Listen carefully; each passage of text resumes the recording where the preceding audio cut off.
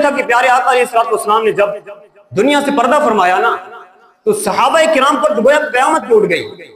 صحابہ کرام تو جس کو کہیں کہ ہکا بکا رہ گئے, سکتے کے عالم میں آگے لگتا سب کچھ رک گیا. حضرت بلال تو یوں بھی مؤذن رسول ہیں. مؤذن اور امام کا تعلق بالکل الگ سا تعلق ہوتا ہے, جدا قسم کا تعلق ہوتا ہے. حضرت بلال پیارے آقا کی خدمت میں رہا کرتے تھے. اب جب پیارے آقا علیہ الصلوۃ والسلام نے دنیا سے پردہ فرمایا, حضرت بلال کے لیے جینا محال ہو گیا.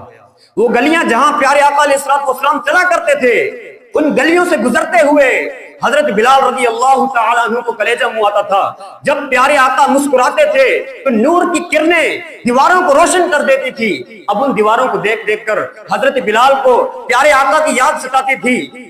اب مدینہ پاک کی گلیوں میں زندگی گزارنا دشوار تھا. ذرا دیکھو تو صحیح عشق کا لیول کیسا ہے. ہمارا مدینے سے دور جینا مشکل ہوتا ہے, ہم تڑپتے ہیں مدینے چلے جائیں, مگر ان کا لیول یہ تھا کہ انہیں مدینے میں قدم قدم پر پیارے آقا کی یاد ستاتی تھی.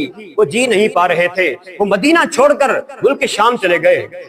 اب ذرا سوچئے اے میرے دوستوں, ایک دن ایک رات جب حضرت بلال آرام فرما رہے تھے تو اب نبی پاک علیہ الصلوۃ والسلام خواب میں تشریف لائے. قسمت جاگ اٹھی. آقا مدینہ علیہ الصلوۃ والسلام نے فرمایا, ما هذه الجفوۃ یا بلال, اے بلال یہ کیا بے وفائی ہے, تم نے ہماری زیارت کے لیے آنا ہی چھوڑ دیا ہے. اللہ اللہ, پیارے آقا مدنی مصطفیٰ صلی اللہ علیہ وسلم کا فرمان سنا.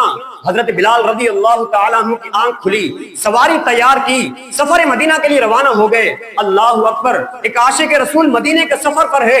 مکی مدنی مصطفیٰ صلی اللہ علیہ وسلم نے خود بلایا ہے. ذرا سوچو حضرت بلال کی کیفیت کیا ہوگی, یہ تو ہم معلوم نہیں کر سکتے. البتہ دل ہی دل میں حضرت بلال کی اس وقت کی کیفیت کا تصور باندھنے کی کوشش کیجیے.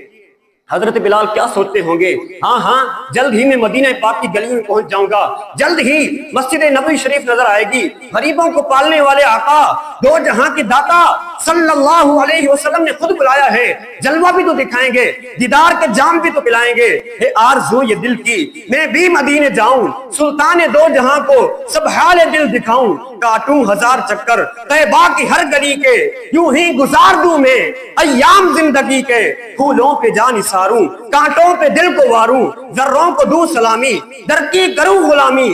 دیوار زر کو چوموں, قدموں پہ سر کو رکھ دوں, محبوب سے لپٹ کر روتا رہوں برابر. اللہ اللہ, سفر کرتے کرتے حضرت بلال رضی اللہ تعالیٰ عنہ کو مدینہ منورہ کے خوبصورت در و دیوار نظر آئے ہوں گے. آپ بھی آنکھیں بند کر لیں اور تصور میں یہ ذہن بنائیں کہ حضرت بلال کے پیچھے پیچھے ہم بھی آقا کے مدینے جا رہے ہیں, تڑپ رہے ہیں مدینے جانے کے لیے. کیا معلوم آج ذکر مدینہ کی برکت سے, حضرت بلال رضی اللہ تعالیٰ عنہ کے ذکر خیر کی برکت سے ہم غلاموں کا یہ بلاوا آ جائے.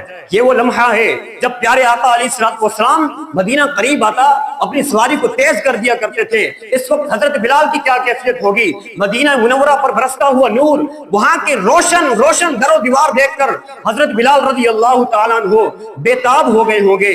دل میں محبوب علیہ الصلوۃ والسلام کے دیدار کی تڑپ مزید بڑھ گئی ہوگی, دل مچل گیا ہوگا, دھڑکن تیز ہو گئی ہوگی.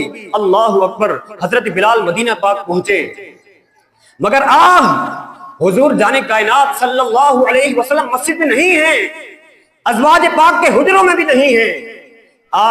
غلام کو ملک شام سے بلایا اور خود پردے میں تشریف فرما ہے.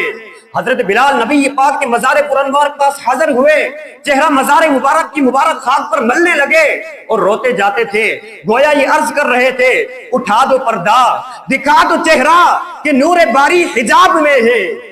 اٹھا دو پردہ, دکھا دو چہرہ کہ نور باری حجاب میں ہے.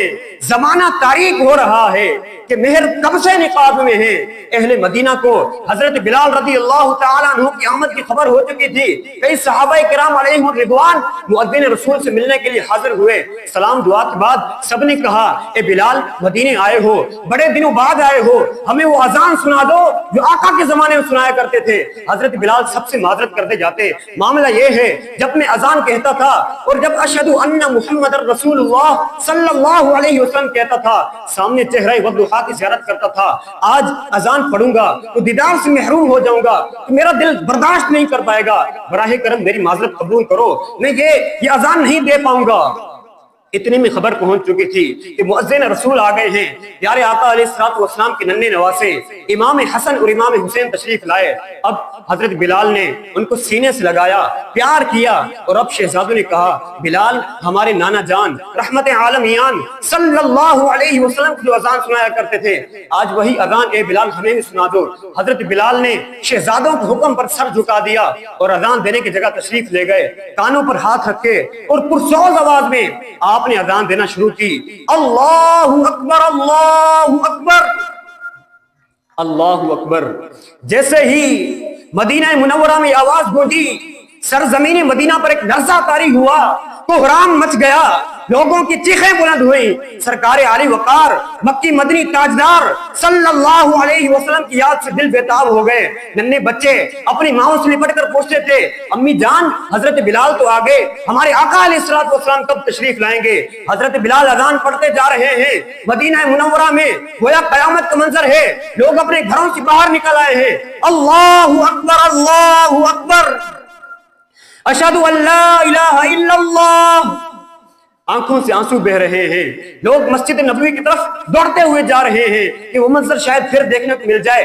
بلال حبشی اب پڑھیں گے پیارے آقا کی بارگاہ کی طرف اشارہ کر کے اشہد ان محمد رسول اللہ، کیا معلوم آقا بھی اپنا جلوہ دکھا دے، ہر آنکھ بے قرار ہے، ہر دل بے قرار ہے۔